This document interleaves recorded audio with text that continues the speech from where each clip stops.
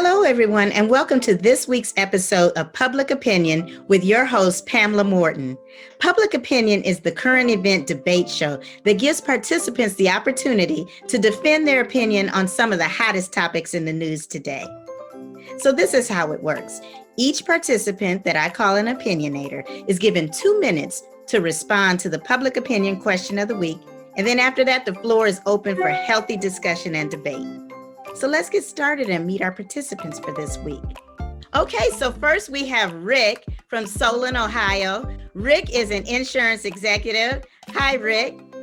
And then I have Artis. Artis is from Shaker Heights, Ohio, and Artis is a nonprofit arts administrator. So welcome, and thank the both of you for agreeing to be participants on the show this week. And I'm so excited to hear what your responses are to the public opinion question for this week. So let's see what that opinion question is. The November 3rd election may be one of the most important elections of our lifetime. Will you be voting in person or by mail-in ballot? And please explain your reasoning. Okay, so I am going to start with Rick. Rick, your 2 minutes begins now. Thank you, Pam, and thank you for having me. And congratulations on your new show. I have elected this year to vote via the mail-in ballot. And there's a couple of reasons for my decision to do it that way. One is that I want control of my ballot and the delivery of my ballot. For those of you who may or may not know, in the Board of Elections, each polling place, when you're done voting, those votes go into a big lock box called a grip. And then those grips are transported to the Board of Elections. And a lot can happen from a particular polling place to that Board of Elections. So in my mind, I wanted to eliminate that issue, that concern. So I will vote in my house. I just got the mail-in ballot today, as a matter of fact, and I will hand deliver that ballot down to the Cuyahoga County Board of Elections myself. I also feel that there's an opportunity to avoid potential conflict that could go on at polling places. I have heard some rumblings about agitators coming to particular polling places just to create problems and try to get that polling location closed. So by doing it this way, I eliminate many of those issues or concerns. Okay, well, thank you so much. All right, and now we're going to have Artis. Artis, you can go ahead and answer. 1 second, let me set your time. All right, go ahead. Well, thank you, Pam, for having me on your show. And I think this is an interesting topic. I've already voted. I went and early voted down to the Cuyahoga County Board of Elections. And similar to what Richard was saying, I wanted to be in control of my vote and to go through the actual process to eliminate any agitators, to eliminate, something going wrong or not, showing up there and they don't have your name, in the books for you to sign before they even give you your ballot. And I wanted to make sure that, that I went in person, that I filled out my ballot, and that I walked over to the scan machine and placed my ballot inside of the scanner. And I read the machine said, your vote has been counted. So I've already been in Ohio, voted, and my ballot has been cast. All right. And so we're going to open up the floor now. And thank you all for those responses. That's really good. And I didn't even really realize that. So we're going to go into our discussion. All right. So now, Artis, you said that you already went and you voted in person, but you did the early voting. And yes, you said that after you did that, they took it and put it directly into a scanner so that you know that your vote was already in there. So let me ask this. Why is it that you decided to do the in-person as opposed, though, to the mail-in as what Richard was talking about? I wanted to make sure that my vote was in there, and they don't touch anything. I would also like to add to that the Cuyahoga County Board of Election, it was a well-oiled machine down there, as far as where people were to park, the extra overflow, where you stood 6 feet apart on the sidewalk, to entering the building and being tested for your temperature. You know, they had all the COVID, everything with COVID safety protocol was there, even dividers up as you walk through 6 feet apart on the floor. And I wanted to make sure, I wanted to see the machine said, I scanned my ballot into the scanning machine, and it came back saying that, you know, my vote had been, you know, counted right then.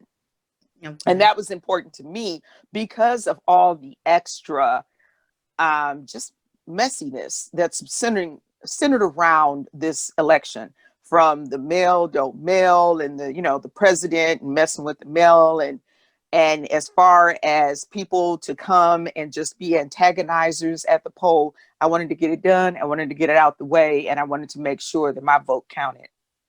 Rick, what do you have to say to that? And now, for you, why is it that you are not going to go in person, and that you're just going to take your thing and put it in the ballot box? And you do this at the Board of Elections, correct? That is correct. Yeah, I think it's interesting what Artis revealed, which I don't think I knew, about the scanning into the machine to let you actually know your vote had been cast. And I was looking at it more from the perspective of going to my old polling place here in Solon, where I live. But specifically, we have an issue with the COVID virus, and it has negatively impacted my family. We've had 2 deaths. And so one of the reasons that we didn't want to go do the lines, I'm glad to hear what Artis said about the protocols, but when I can vote in the comfort of my home and then hand deliver it in my car to the Board of Elections ballot box, was, you know, a win-win for me and for my family. Okay. Now, how is it that you have normally voted in the past? Have you ever done the mail-in before? Or is this a first for you, or what?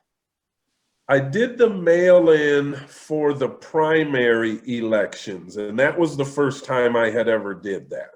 Normally, I vote at my polling location. Okay, so this is a first for you, and it's based pretty much because of COVID and what we've been going through with the whole pandemic? Yeah, that's the primary driver. What we've been going through with the pandemic, and what I anticipate to be controversy that I wanted to avoid at specific polling locations. The Board of Elections in Cuyahoga County has historically run a pretty smooth operation, and if I can go there directly, I feel more confident. Okay, and so what do you, both of you all, think about the actual mail-in, not dropping it off, but just mailing? Like, say for instance, if we weren't able to even do any in-person, what did you all think about the whole mailing it in and not really having any control once you take it to the post office? I wouldn't.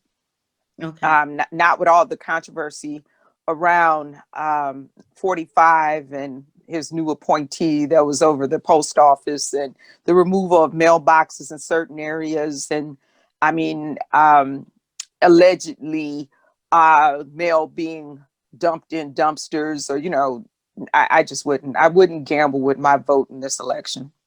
Okay, you believe it's just too important to because this is what I'm going to do. I'm going to do what you're doing, Artis. I'm going to do the in-person early voting, because I don't want to wait until the actual date. For whatever reason, I'm just thinking that all hell could break loose or something. I don't know, but it's this fear and this, like, I don't know, anxiety surrounding the entire election. And I feel like the earlier I do it, and but I want to be in person.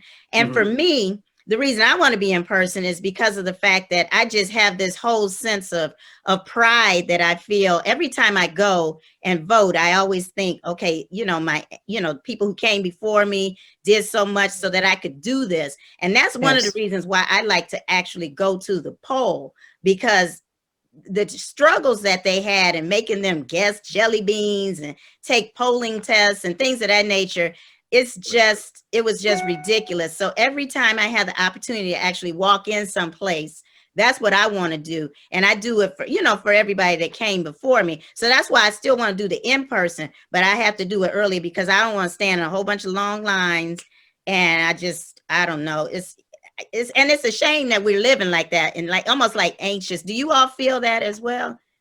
Well, I absolutely feel that way. There has been, for the past several years, the Republican Party specifically has worked diligently on gerrymandering in an effort to change boundaries, to redistrict voting neighborhoods to inure to the benefit of the Republican Party. When you combine that with voter manipulation, by purging people's name who haven't voted in the last 6 or 7 years, and just coming up with these miscellaneous reasons, then they're closing polling places, undermanning polling places, and under-equipping polling places.